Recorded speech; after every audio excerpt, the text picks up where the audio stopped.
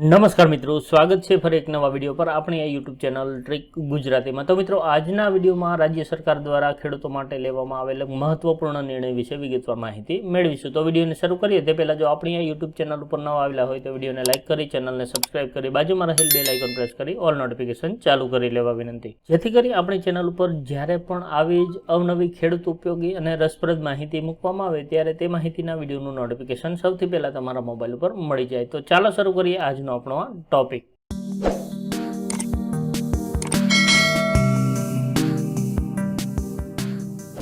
તો મિત્રો, રાજ્ય સરકાર દ્વારા ખેડૂતો માટે એક મહત્વપૂર્ણ નિર્ણય કરવામાં આવેલ છે અને એ નિર્ણય છે બિન ખેડૂતોને ખેતીની જમીન ખરીદવા બાબતેનો। તો આ એક સૌથી મોટા સમાચાર કહી શકાય। તો તે અંગેના ઓફિશિયલ પરિપત્રની વિગતે આપણે વિગતવાર માહિતી મેળવીશું, તો વિડીયોને છેલ્લે સુધી જોતા રહેજો। તો ચાલો હવે તમને પરિપત્ર પર લઈ જાઓ અને ત્યાં આપણે વિગતવાર માહિતી મેળવતા જઈએ।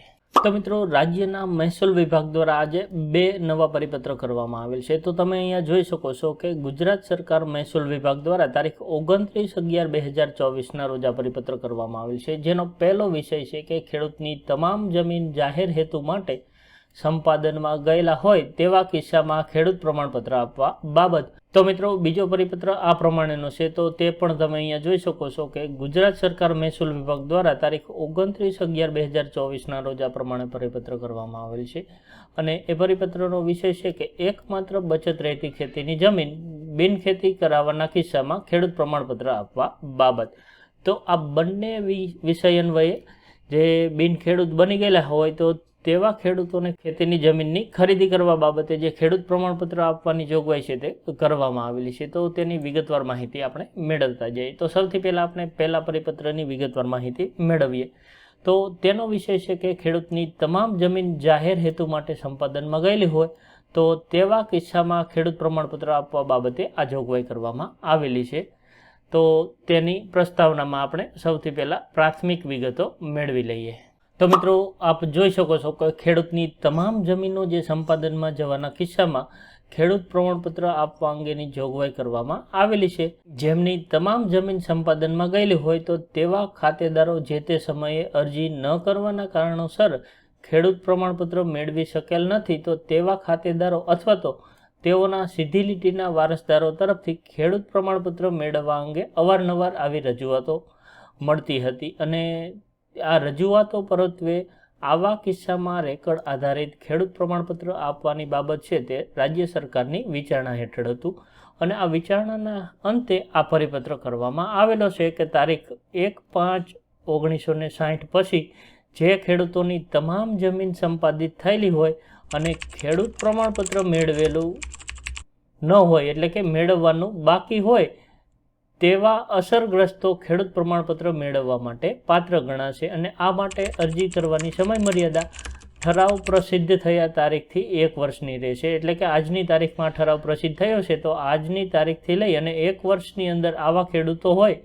તે આ ખેડૂત પ્રમાણપત્ર મેળવવા માટે અરજી કરી શકશે અને ખેડૂત પ્રમાણપત્ર મેળવનાર ખેડૂતે પ્રમાણપત્રની તારીખથી લઈ અને 3 વર્ષની સમયમર્યાદામાં રાજ્યમાં ખેતીની જમીન ખરીદવાની રહેશે અને આ પ્રમાણપત્ર માટેની પાત્રતા અંગે રેકર્ડની કલેક્ટરશ્રીએ જાત ચકાસણી કરવાની રહેશે।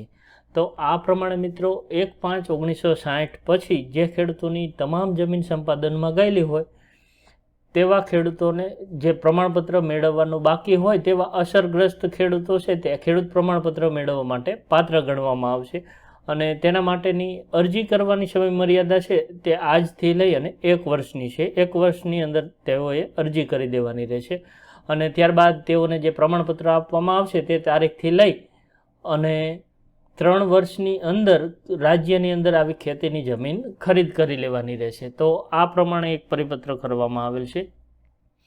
ત્યારબાદ બીજો પરિપત્ર છે કે બિનખેતી થવાથી કોઈ બિનખેડૂત બની ગયા હોય તો તેઓ માટે શું જોગવાઈ કરવામાં આવેલ છે તે પણ આપણે જોઈએ। તો મિત્રો, આ પરિપત્રનો વિષય છે કે એકમાત્ર બચત રહેતી ખેતીની જમીન બિનખેતી કરાવવાના કિસ્સામાં ખેડૂત પ્રમાણપત્ર આપવા બાબત। તો તેની પ્રસ્તાવનામાં આપણે જોઈએ કે ખેડૂત દ્વારા પોતાની એકમાત્ર બચત રહેતી જમીન હોય તે બિનખેતી ફેરવવાથી ખેડૂત મટી જતા હોય તો તેવા કિસ્સામાં ખેડૂતનો દરજ્જો ચાલુ રહે તે બાબતે પૂર્વવત કોઈ જોગવાઈ ન હોય. આવા કિસ્સામાં ખેડૂત પ્રમાણપત્ર આપવા અંગેની બાબત છે તે સરકારશ્રીની વિચારણા હેઠળ હતી. તો મિત્રો, અત્યાર સુધી જે ખેડૂત પ્રમાણપત્ર આપવાની જોગવાઈ હતી તેમાં બિનખેતી થવાથી કોઈ બિનખેડૂત બને તો તેને આવું પ્રમાણપત્ર આપવા માટેની કોઈ જોગવાઈ થયેલી ન હતી. તેથી જે સરકારમાં આ બાબત વિચારણા હેઠળ હતી અને પુખ્ત વિચારણાના અંતે આજરોજ આ પરિપત્ર કરવામાં આવેલ છે કે કોઈ ખેડૂત દ્વારા એકમાત્ર બચત રહેતી ખેતીની જમીન બિનખેતી કરાવવાના કિસ્સામાં અરજદારશ્રીએ બિનખેતીના હુકમની તારીખથી 1 વર્ષની સમય મર્યાદામાં કલેક્ટરશ્રી સમક્ષ અરજી કરી અને ખેડૂત પ્રમાણપત્ર મેળવી શકાશે તથા અરજદારે સદર પ્રમાણપત્રની તારીખથી 2 વર્ષમાં જમીન ખરીદી લેવાની રહેશે. તો આમ જે છેલ્લી જમીન ધરાવતા હોય અને બિનખેતી કરતા હોય તો તેવા ખેડૂતની આ બિનખેતી હુકમની તારીખથી લઈ અને 1 વર્ષની સમય મર્યાદામાં ખેડૂત પ્રમાણપત્ર માટે અરજી કરવાની રહેશે અને આવું પ્રમાણપત્ર મળ્યાની તારીખથી 2 વર્ષમાં છે તે જમીનની ખરીદી કરી લેવાની રહેશે. અને આ ઠરાવની જે જોગવાઈ છે તે ઠરાવ પ્રસિદ્ધ થયા તારીખથી અગાઉ 1 વર્ષ જૂની બિનખેતી થયેલી હોય તો તેવી જમીનના હુકમને પણ આ જોગવાઈઓ લાગુ પડશે. તો આ પ્રમાણેની જોગવાઈ કરવામાં આવેલી છે.